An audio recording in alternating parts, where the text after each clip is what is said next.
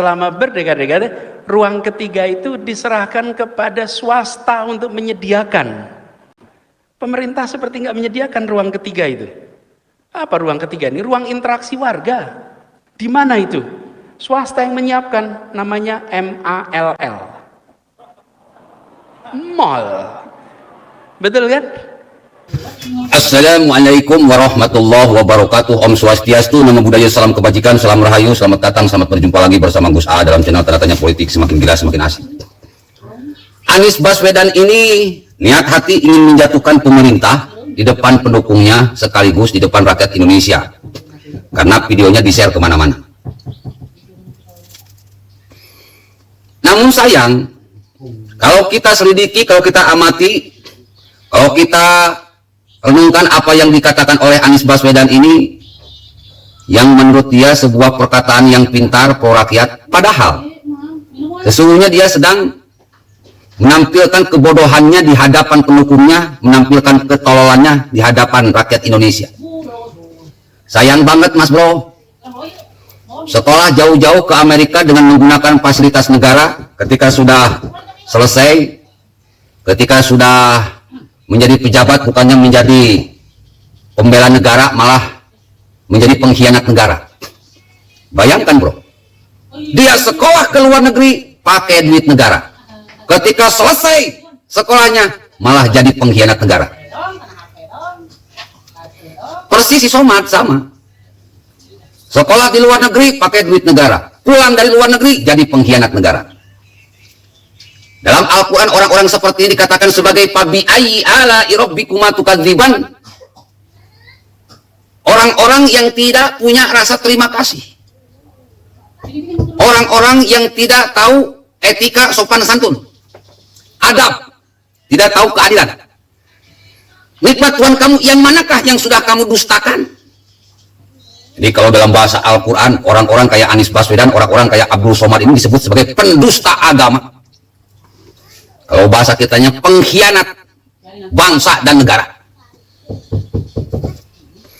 Makanya orang-orang yang tidak pernah tahu berterima kasih, orang-orang yang mendustakan agama, jangan pernah dijadikan panutan, jangan pernah dijadikan pemimpin. Kalau kita tidak ingin dilaknat oleh Allah.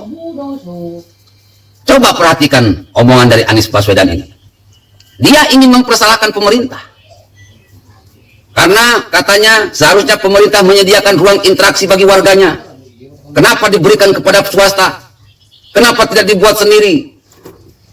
Ruang interaksi yang diberikan oleh swasta itu namanya MALL.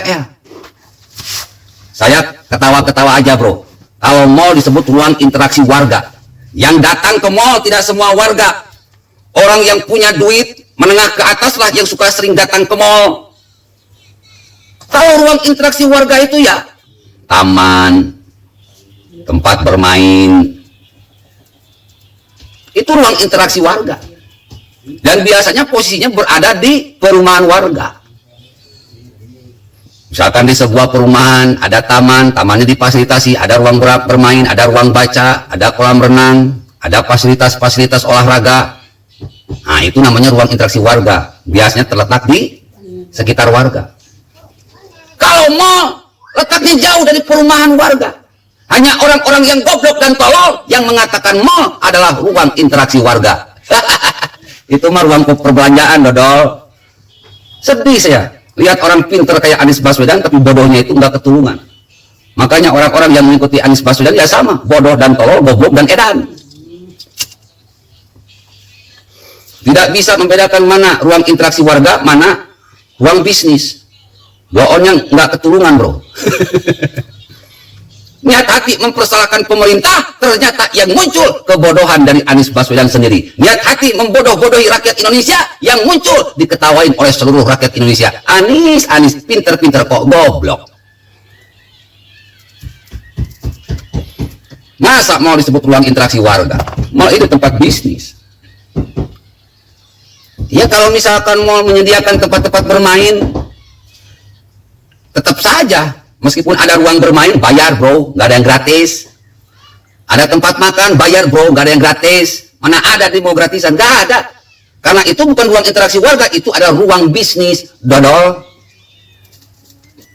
Makanya rusak negara ini dipimpin oleh orang-orang kayak Anies Baswedan yang membodohi warganya, ya karena dia bukan orang pintar, orang bodoh. Kalau dalam agama dikatakan dajjal, tahu nggak dajjal, Bu? Dajjal itu adalah orang yang mengatakan kebaikan padahal sebaliknya. Orang yang mengatakan keburukan padahal sebaliknya. Nah, dajjal-dajjal politik ini salah satu contohnya Anies Baswedan. Waspadalah kehancuran Indonesia kalau kita dipimpin oleh orang-orang yang bersifat dajjal seperti ini.